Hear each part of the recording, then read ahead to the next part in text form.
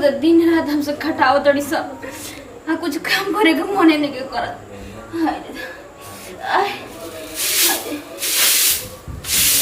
अरे भाई, अरे मम्मी जी, अरे दादा, अरे मम्मी, हे मम्मी जी, और हमको नहीं की बुझात ना कि ऐसा दिन नियर आई बटे तनी काम धाम कह दे कि हे बड़ के दीदी के कि तनी काम हम कह दे, हमारे पखारी छोड़ले रहता नहीं जा। अरे माई, अरे दादा, एगो तो बैठल चलता नहीं झाड़ू लगा। अरे दादा, निहुरू नहीं के जात ना कोनो कमे को जाता है, बैठल कहाँ घुस के झाड़ू। अरे माई, तुमको मम्मी परेशानी नहीं की बुझत। अपन लड़की रहे तो के ने कहती कि ये बेटी मत कर, कितनो है तो हम दूसरे के बेटी ना है। अरे माई, अरे दादा, अरे लगा था कि जनो निकल जाए। अरे झाड़ू लगा के मरने के कर, झाड़ू बाद में लागे। अब चोनी खाना वाना बना दे, नहीं वो खाते ना आए ना तो फिर दूलत मार के चल जाए। खाबू वो काम धंधा नहीं के करत। बताओ, एंगने मम्मी जी के ना करे के चाहिए। अरे माई, अरे दादा, अरे लगा कि जना निकल जी रे माई। अरे माई, काम करे, काम धंधा तो कुछ करे के मन नहीं के। बताओ दीदी जी करे नहीं की कहत ना कि हर रहे दे हम काम धंधा करते तो जे गने मम्मी बोलत नहीं होई गने करत नहीं। अरे माई, अरे बाप रे, होय देखा रे, ये जिया के आए मैया रे बाबू करती झाड़ लगाए कहनी है नहीं खे अभी वो खाते। अरे दादा, हे दीदी जी गने काहे कहत नहीं जी, देखे तब से पेट में दर्द। अच्छा तो हर एगो दुनिया में लइका होके के बाटे, हमनी के नहीं खा भाई, हमनी के बांझ पहिला है का। ये गने काहे कहत नहीं जी दीदी। अरे माई, देख तोहरा के कान दियल बाटे नु, तो कमा काहे नहीं करत। अरे गने काहे कहत नहीं जी। अरे हे दीदी जी, जितना सब्र था उतना हम करो तभी देखी ना आपके सामने हम हाथ गोड़ और भी ठीक बाटे, तो मार के तो से आपने फेंका जीव जानत नहीं होता। गल्लू कोनो काम होत नहीं कहे जी को आके टटुआ बहाव करी, मगर मच के आस बहाव तड़ू और लेखा नहीं खाते माई बनल। बता ना, हम बाज पहले बनी ये दिखाओ तड़ू का कि हमरा लइका होके के बाटे दुनिया में। एगने काय करत तनी जी, के कपड़ा धो के डाले के बाटे तनी जाम से। आ कपड़वा के धोई तोहर माई है कि तोहर बाबू है, बताओ ना। एगने काय कहत तनी जी, हम कह देता नहीं। हां तो ये जी ऐसे ही अथी में रहबू त काम ना करी कि नौकर करे और ला दी तोरा के करे खातिर। हे दीदी जी, एगने काय बोलत तनी जी, मन मम्मी जी तो दिन रात हमको बोलते रहता नहीं। अब आई माई, अरे बेटा बड़े दर्द होता है। देखो चिल्ला तो न तो हमर दिमागवा लहके लगता ठीक बाटे। हॉस्पिटल में ले चली ना दीदी। अरे जा हॉस्पिटल में तोहरा के लिए जाई, मुंह तोरा जे तो हम ता कहीं ना आई बड़ हॉस्पिटल में ले जाइबा। उठ के जाके झमा काम कर दा जानलू। तब मुंह चाहे जी हमरा नहीं के मतलब उतना काम करके बाटे ना, तो काम पे ध्यान दे, रोला से काम नहीं के चले वाला। बताओ दीदी जी, ऐसा माने दिल पर पत्थर रख ले बानी कि आंख मारत है। यो हमार दुख नहीं की बुझा देख वाली जानी, कपड़ा धोती है, खाना बना दी धीरे धीरे, नहीं तो फिर मम्मी जी के से देखम ना तो वो आके बोला बकारी देव हमके। अरे भाई, अरे भाई, अरे दादा, ये तो चल नहीं के जा, चलता नहीं धीरे धीरे।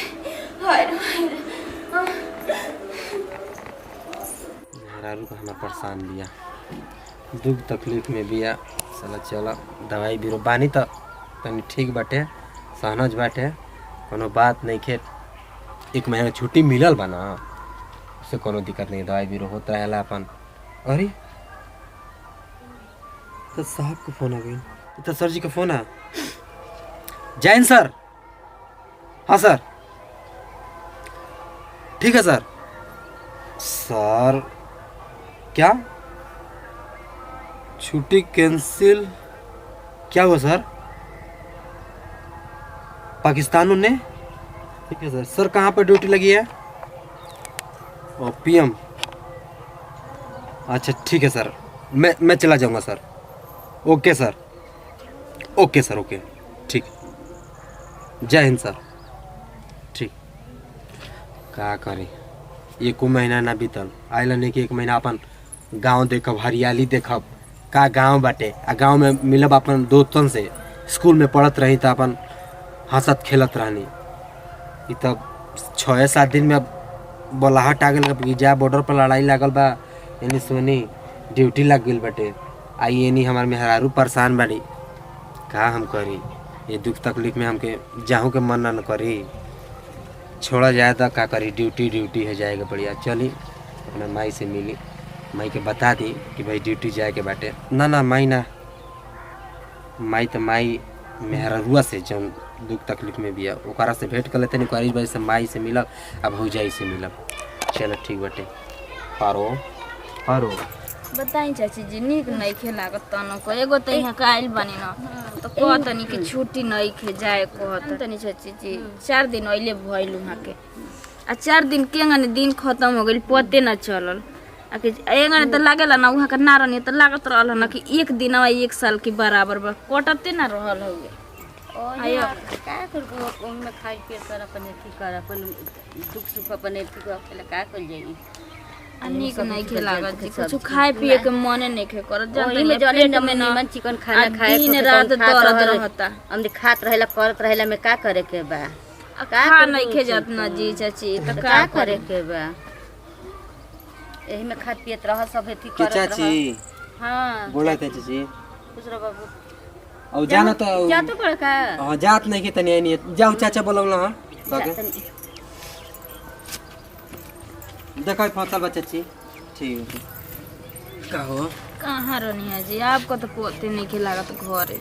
अब का करी, अब आइल बनी 1 महीना के छुट्टी मिलल हला, तब तनी गांव घूमे खातिर गइल नहीं। लेकिन गाँव घूमल जला, लेकिन तनी घरो ध्यान देवल जला। आप तो आइल बनते से एकदम लागत कि एगो बात कहीं बुरा तो नाम न मनबू। आरो तो से एगो बात पूछी। का बोली? खिसेबू ना ना? अन्ना जी बोली का बात है? का है कोनो बात बका खिस नहीं हमसे? नहीं बताए तो तू खिसिया जेबू। अरे ना खिसे, हमको लगता है आप पे खिसियाल बनी का। नहीं हम खिसियाल थोड़ी बनी। तो तनी कि 1 महीना का छुट्टी मिलल रहला। हां तो हमके पते बा कि 1 महीना का छुट्टी बात। 4-5 दिन बीतले भइल। हाँ तो अभी तो बहुत टाइम बा आपके गइला में, तो दिक्कत का बा? अभी रही है के बार हो हवा जाई तो जाए। ना ऐसन बात नहीं है, हमके जाए के पड़ी। कहाँ? साहब हमारे के फोन करके बुला देना कि बॉर्डर पर लड़ाई लागल बाटे, ड्यूटी पर ज्वाइन करे के पड़ी। ई का खबर सुना दियानी जी, जौनो खुश भइलनी तौनो एकदम से। देखा चेहरा मत उतारा, ड्यूटी है, ड्यूटी जाए के पड़ी ना। ठीक बा जी, लेकिन अब इतना ना ड्यूटी में बिजी हो जाल जाला कि मेरा लगन के भूला जाए घर परिवार के, सबके छोड़ी दे एकदम। देखा पारो हमके मन नहीं खेलागत जाए खाती, तो के ए हालत में छोड़े के मन नहीं कर, लेकिन का करबू? कितना खुश भइलनी है कि जाए द महीना दिन को छुट्टी बाटे, तो हम कहाँ उतु करतनी, लेकिन ड्यूटी ना है मन जा दिन बोल देना कि हमारे घर हमारे मेरा को तबीयत खराब बाटे, हम ना आ पाई। ये साहब लोग ना मनिया जा कि मेरा तबीयत खराब बा कि का बा। जाना तो ना कहवत बियाह होत रहेला उस समय अगर फोन आ जी ना लोटा से बियाह करे के पड़ेला, बात बुझाता ना। हम नहीं खी जाना दुनियादारी, ठीक ना। हम एक बार शाम के 5 बजे जाता नहीं आ तनी मन धन से रहिए, मिल मिला के घर में रहिए, ठीक ना। आ भारी सामान मत उठाइए। जब से शादी भल तब से घर रह के नाम ना लेनी, खाली डिप्टी दिन रात। अरे भाई नहीं कि हम घरे रही पेटवा में आ गल बा बाबू, अब पता ना बाबू हो कि बुझिया हो, हैं ड्यूटियो बा आ घरे बटल हूँ बनी। हमारे कितना महीना घरे रहल बानी, अब 2-4 दिन खातिर ना फिर भगले चल जाए। का निकाह कौआ बोला था ना, सो हमके कुछ उल्टे बुझाता है। चला जाए तो तन मन से रहिए, ठीक ना। आ तनी जा तनी हम माइस तनी भेंट कर आई। ए जी खाली बात करी ना फोन से, कहीं ना छुट्टी मिल जाओ का एकदम दिमाग बात खराब। करने से कोनो फायदा नहीं है, ठीक ना। आ जा तनी माई के आ मन से रहिए, देखो रो मत। हटी रो आओ तनी, जब से शादी बल तब से कह तनी कि रोइए मत। रोल ना जला। देख ए धनिया देखो हमारे के तरसावा तड़ू, हम कर हमके ले चल के हमारी नैहर छोड़ दे तो। अब ये हालत में तो कर नैहर छोड़ी हमार माई जाए दी तब ना ना मम्मी से बतिया नहीं, मैं अपनी नैहर जाए ठीक नाम ना रहे। तका एजू सेवा तोहर ना होई नैहर जेबू ये हालत में नैहर जेबू अंतिम चलत तो आजकल में होके वाला बा रहब ना तो कम से कम लड़की बाड़ी से चाहे बहन हमर बे तो हां सब बोलब तो दिन कट जाए। हां सब बोला एजू के तो हमके अपना रहनी तो दीदी और डांटल बोलल करनी, अब मम्मी तो मने पूछत मत करे। ये जो माई बिया भौजाई बिया मिल मिला के रहियो आका डांट ना सकेलू छोट हो तो हैं ठीक बाजी, लेकिन कमो कर देनी तो हमके डांटल बोलल करनी जे कोनो बात भाई हल्का फुल्का काम कर दिया जाला ठीक ना डेरनी ना हल्का फुल्का कर देनी हम तो पूरा कमे कर देनी तब हमके मारे नहीं जा भाई करियावे नहीं तो कमाओ करू अपने न करलू रोजन ठीक ना माई से बोल दे ठीक ना सेवा तोहार करिए भाई से मन उठो ठीक ना रोजन ठीक बा ये माई रे इहो लागत ना कि माई पहाड़वा पढ़ा देले बड़ी, जैसे ने पढ़ले बड़ी ना वैसे ने पढ़ा देले बड़ी कि जितनी कह दड़ी उतने बर करत ना, उससे अधिक नहीं खन चल के न कने के हमके नैहर पहुंचा दे तो ना ही माई बिया ना माई पे इतना विश्वास कैले मन इनके रात भर में तो हमके पूछते नहीं खिसा तो ना रहला में कौन हाल करियो से हमार चनी देखी तो कुछ बना दे कपड़ा उपड़ा सैयार दे रहला पर हम सेवा नहीं किसे करता ना रहला पर हम का हाल करियो से इ त हम जाने ले लियो से चनी। अरे माई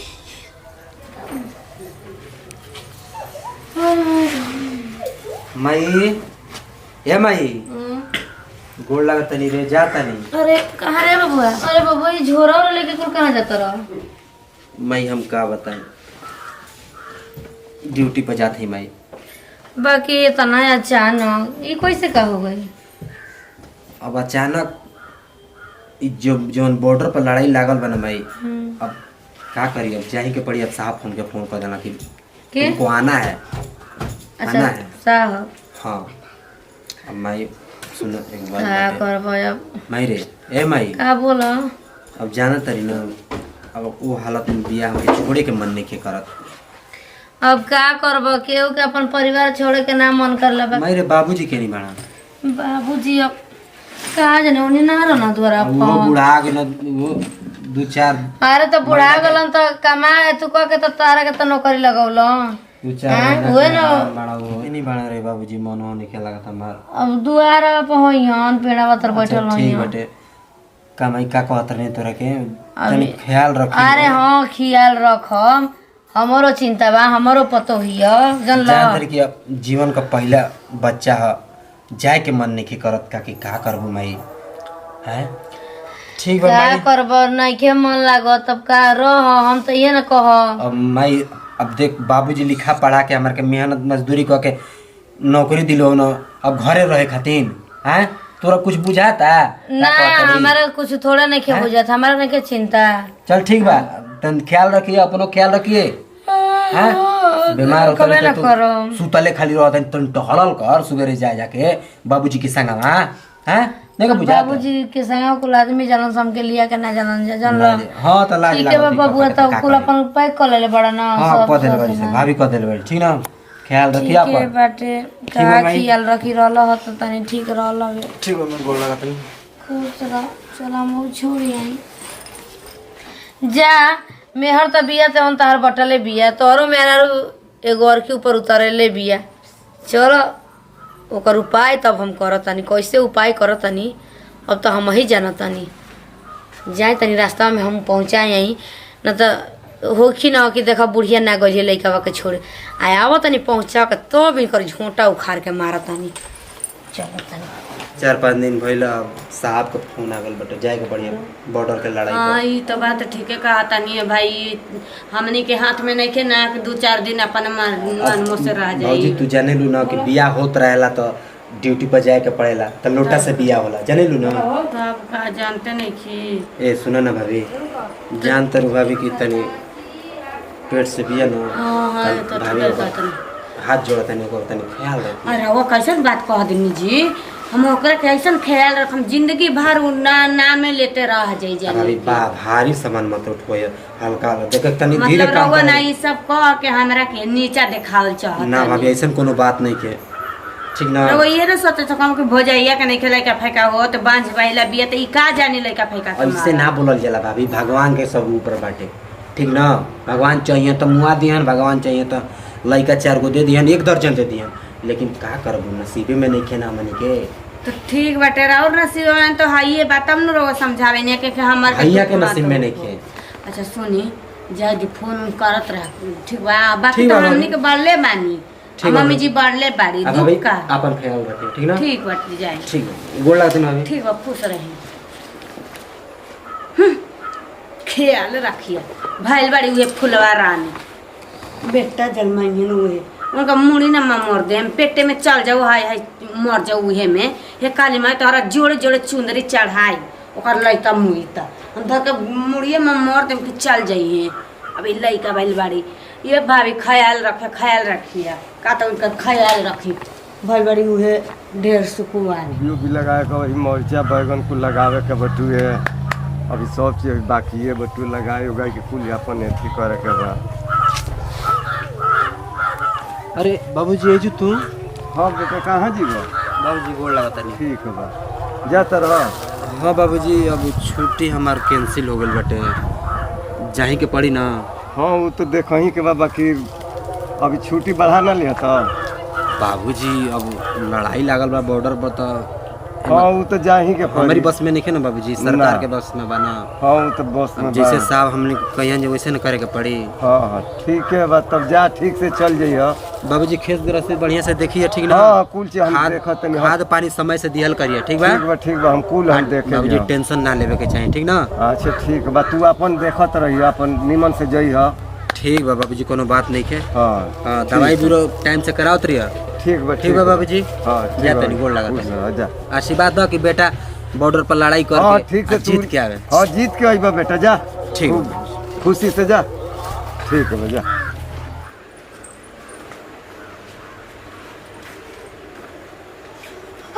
यार बड़ू नौकरी पर से तान के सुता गड़ू हैं कितना नींद लागल बढ़िया है माने और क्यों कर के बटे कि सुतर बड़ू तान के जा ये आदमी बिना लोग लेके के बटे अरे भाई हैं अरे उठने की जाती जी मम्मी उठने के जात खटिया पर से मन तो कर गिराते नहीं हैं और को तो लेके अपने करे तो क्या वाला सुता के जा रे मम्मी जी काम को करे का पड़ल बटे तू हे जा जा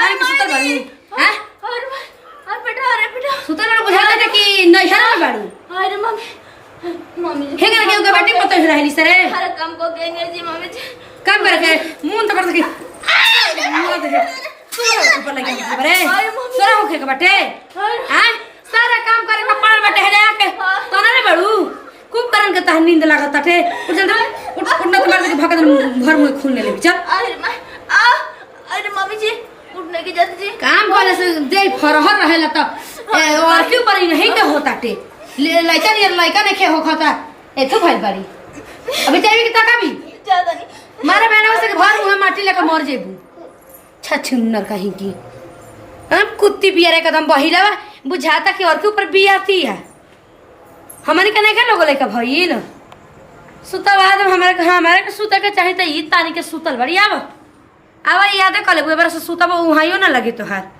आँखिए भोके दे तनी लकड़ी से कि ठीक हो जाला जा तनी एबेरा माई से बतियावे ढेर दिन हो गई बाटे बतियाइला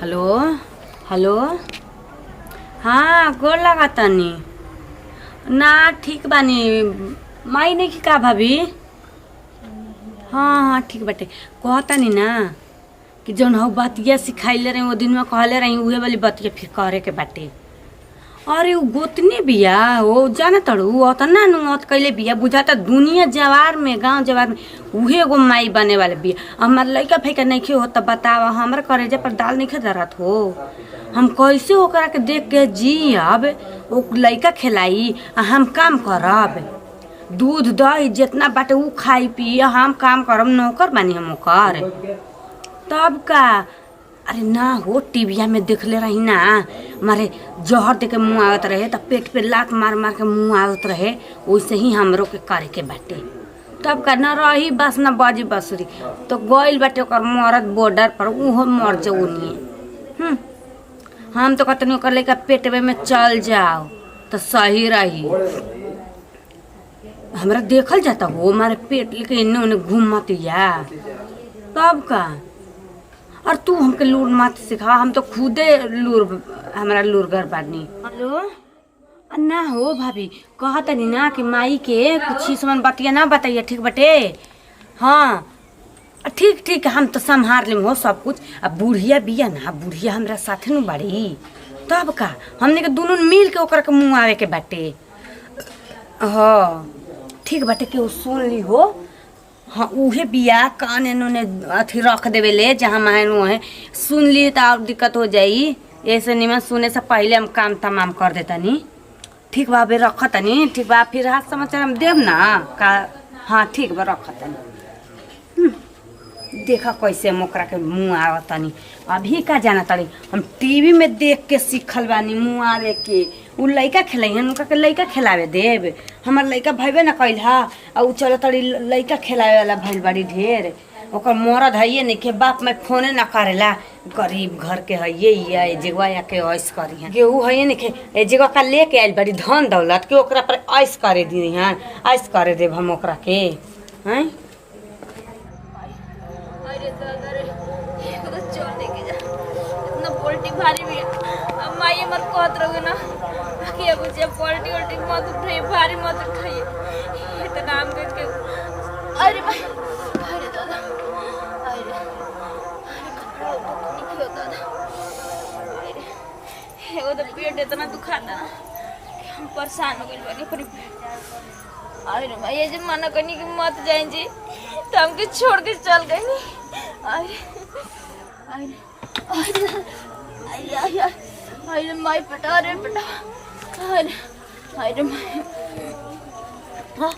भाई एगो तो दिन रात काम करवात हमको मुँह आ गलिया सा एकदम जान मर ले लिया सा तब चैन का सांस लिया सही। ऐसा ना पानी दही ना किया तनी काम धंधा कह दी चाहे और कुछ खाली एक एक थरिया खा दड़ी सा बैठ के मोटा दड़ी सा। अरे दादा रे अरे मम्मी के खाता एक थरिया तू ये कहू नहीं खू खात बिना खइले का मोटाइल बड़ू कहा ना। ये दीदी जी एंगने काहे बोलो तनी एगो कपड़ा बिहने से धाइल बाटे उ सड़ जाई तब धोवे बीस का रे।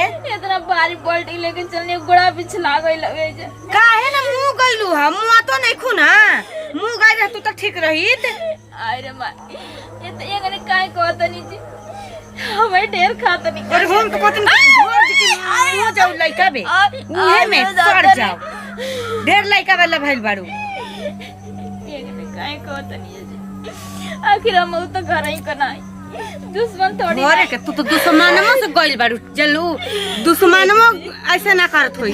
अरे तू कुल लक्षण तो हइए है इसे जल ले पनौती कहीं के जहिया से गोड़ रख ले भी ई घर में वो दिन से हमार घर में कुछ ना कुछ होते बा।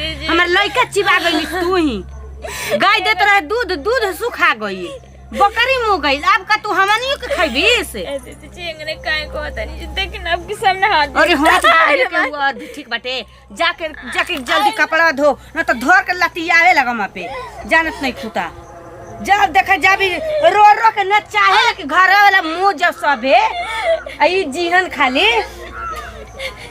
तोर मुंह देखा पापे बाटे तब कुल काम करो तनी तैयार बटे जे कुल काम छोड़ के सुतरब तैया हमर का हाल होई। चलो तनी ना माई से फोन से बतियावे। हेलो गोला तनी माई ठीक भाई अपन बतावा रोवे के कहतड़ू जया सुहा के चल गल बानी ना बाहर तेसे इतना हमके शासन दे तड़ी सही सास पतोई ना के घर में रह के हमर मन नहीं के करत। आजकल फाइल बटे काम कैला खातिर ने तो हमसे झगड़ा कर दड़ी ये पूछा मती है कान बल्टी उठा के लेके जात रहनी कपड़ा पीछे गोड़े छलक गई ले गिर गई नहीं है झुकी का करी दिन रात हमके रोआव तड़ी सता हम ना रोई तू कह तड़ू कि चुप हो जा। चलो ठीक बाटे तो माई कहती है कि भारी चीज मत उठाइए इतना हमके शासन चलाओ तड़ी जके हम भारी चीज कहाँ से ना उठाई ना उठाओ तो ही हेलमेट ना उठाए तो हमको मुँह आ गलिए से घर चनियो पीस दे धीरे धीरे एगो तो उठ नहीं की जल चलल तो अरे माई अरे दादा अरे माई एगो तो चल नहीं के बन आया धीरे धीरे लेके आएंगे जाते। हे भगवान जी, हम तो रौरा से रात दिन ही मनावो तनी न कि अगर देतो बाड़ा तो लड़के दिहा ये दादा, लड़की ना तो जाना तर न एक तो यही न एथू बाटे और मजा लेबे लगी हंस। हे बजरंग बली, हे घर के देवी देवता लो, रौरा गोड़ पर गिर के कहो तनी अगर हम रौरा सबके इतना पूजा करनी अगर आपन एथू सेवक का तो कहल जला मानत होखिए जा तो हमके नातिए दिह जा। हे भगवान, लड़की हो जी तो हम का करम, लेकिन हम तो मनावत तनी पूजा पाठ करेनी तब उहे बात कहेनी, उठे नी बैठे नी कहीं तब उहे बात कहेनी कि लड़की होखी हमारी रनिया के तो बहुत बढ़िया रल हवे। अरे देखो ये पर का करे आवतर अरे कमरिया टूट गले। अरे मम्मी जी बेटा हम बड़ी दर्द होता जी, पेट में दर्द होता टे, अब हम का करी जाती का करी हो बची देखियो। अरे मम्मी जी यार बड़ी तेज दर्द करता जी। अरे दादा हाँ तो बुझाता के बारा होई ना ऐसे। अरे बड़ी तेज दर्द करता जी। अरे मला तो जान निकल जाए जी मम्मी जी, माने जान निकल जाए तो चलो चलो देखिए बचिए तहारा के उठ। अरे मम्मी जी अरे उठने के जाए जी। अरे उठे का परी ना के उठी तो अरे रुक जी आया। अरे मम्मी चल मम्मी जी चल धीरे धीरे चल, देख तो का भगवान निमने निमन दे दिहन घर ही आराम से चलो। आइए दादा।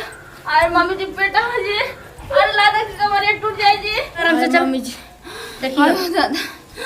अरे का करिए दादा, अरे कहाँ लेके जाई हम चेक करावे। अरे मम्मी जी अरे जी तू खाता पेटा जी। चलो घर में चलो खड़े चल गिर जाए जी।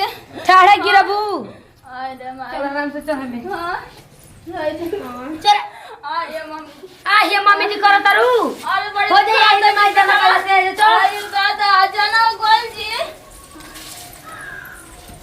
ए सुदा अरे मम्मी जी पेटवा में बड़े पेटवा रे। अरे तू क्यों के सामने ना नहीं तो दिला आराम से बैठ। अरे मम्मी जी छोटा की अरे मम्मी जी छोटा की पेटा तो आता जी मम्मी जी।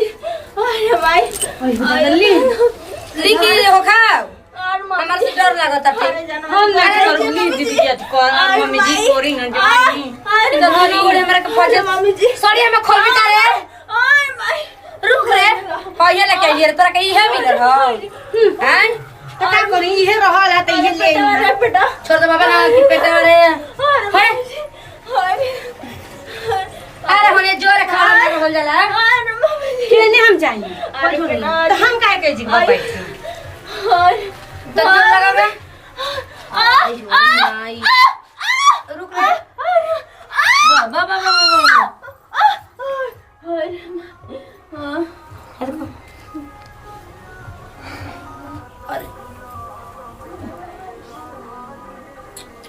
केवन लड़का जी केवन लड़का हो मतलब कहाँ है लड़का के लड़की है बाबू हो धरा हो हट सुताई ली ना हटा तनी ना ले खेला ले काहे खातिर खेला ले तो हट तोर खेला ले बिना पड़ल बा रहो आराम से धरा था उठा लो जतनी में छे झील ले ले में छे झील का कहाला दर्द के दवाई ना लेके न ओठ के गइली लइका खेलावे कहनी तो मत न लो तारा लिया बिना पड़ल बा अब तक करेजा फटता किया दे कर लइका हो गइल अब बहुत कम जानमान होखी तो करबे करम जानमान एकरे ने बात एगो लइका दे दिहल सही का दे तरी हैं न त तू कर हम लेके खुदे आवत नहीं जतन गरम पानी बैठा देबे या दूध हल्दी ढिका के लिया के दे देबे देखियो लइका के ठीक ना ठीक है दर्द के दवाइयो तभी लिया के बैठे अरे माई हूँ मैं आ बताइए